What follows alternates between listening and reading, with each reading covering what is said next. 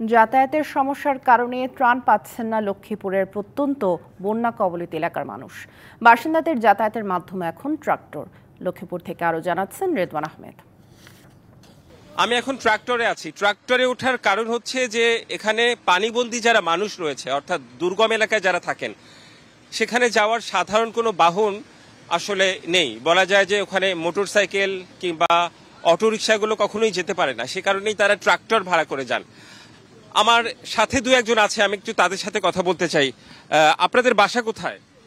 আমাদের বাসায় চানখালি, ইউনিয়ন পরিষদ নির্বাচনের পাশে। আরে ট্রাক্টর ছাড়া কি অন্য কোনো বাহন কি আপনাদের নেই?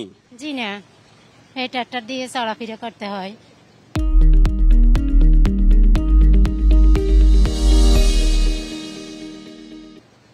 কত দূর পানি? মানে আপনাদের বাসায় এখনো পানি আছে? জি না, আপাতত আমাদের বাসায় এখনো পানি নাই, আশেপাশে সবাই বাসায় আছে। আরে বুঝতে পেরেছি। তার মানে পথে মূল সমস্যাটা, পথে যেতে আপনারা পুরোপুরি ভিজে যাবেন হয়তো। মানে পথের সমস্যার কারণে কি ট্রাক্টরে যাওয়া? জি জি, পথের সমস্যা বেশিরভাগই, যাতায়াত করতে পারি না আর কি। আমরা এখন বর্তমান আছি ব্যবহারী বাদ্যজাত, কিন্তু এখন পানি কমতে কমতে এখনো 2 সপ্তাহ লাগে যাবে। আমরা ট্রাক্টরে অন্য কোনো গাড়ি দিয়ে যাতায়াত করতে পারি না, এই বিধে আমরা ট্রাক্টরে করে যাতায়াত করতেছি।